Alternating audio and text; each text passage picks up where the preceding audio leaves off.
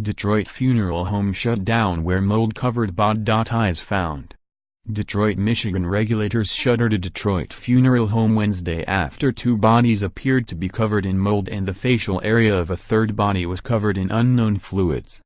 The Michigan Department of Licensing and Regulatory Affairs said that, in response to a complaint from the public, inspectors from its corporation's Securities and Commercial Licensing Bureau discovered deplorable, unsanitary conditions and remains in advanced stage of decomposition at Cantrell Funeral Home on Detroit's East Side.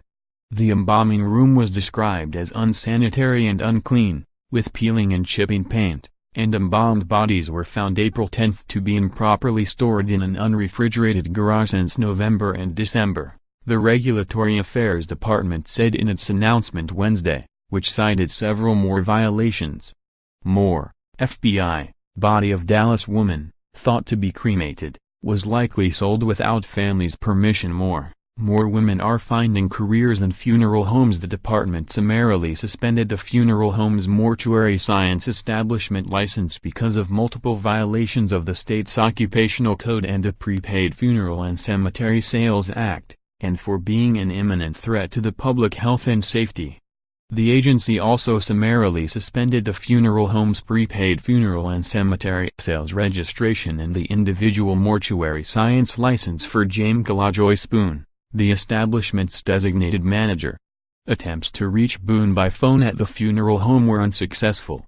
Michigan residents trust funeral home directors, owners, and their establishments to follow the law, especially when dealing with the death of a loved one, said Julia Dale, director of the corporation's Securities and Commercial Licensing Bureau.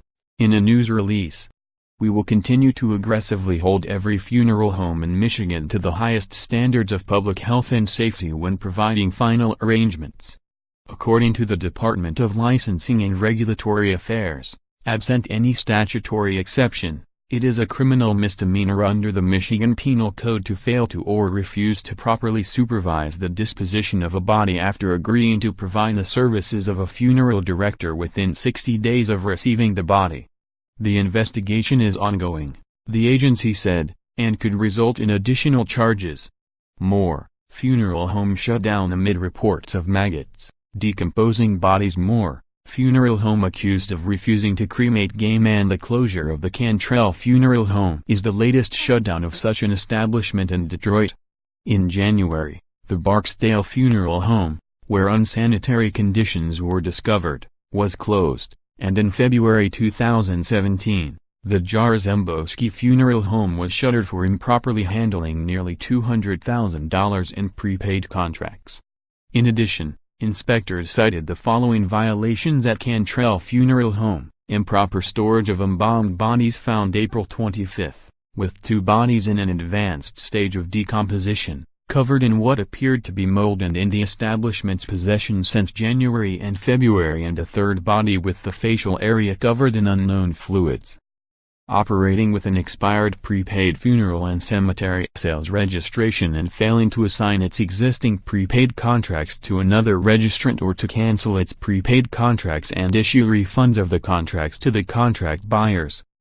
Continuing to engage in activities requiring a registration under the Prepaid Act, including the sale of at least 3 prepaid contracts. More, 8 bodies found inside unattended Texas funeral home. Failure to deposit at least $21,574 received for prepaid funeral goods or services related to 13 prepaid funeral contracts, a preliminary assessment in this ongoing investigation. Failure to deposit monies with an authorized escrow agent within 30 days of receipt, under the Prepaid Act. Fraud, deceit, or dishonesty, incompetence, and gross negligence in the practice of mortuary science. Follow Husan Duder on Twitter @H_Duder.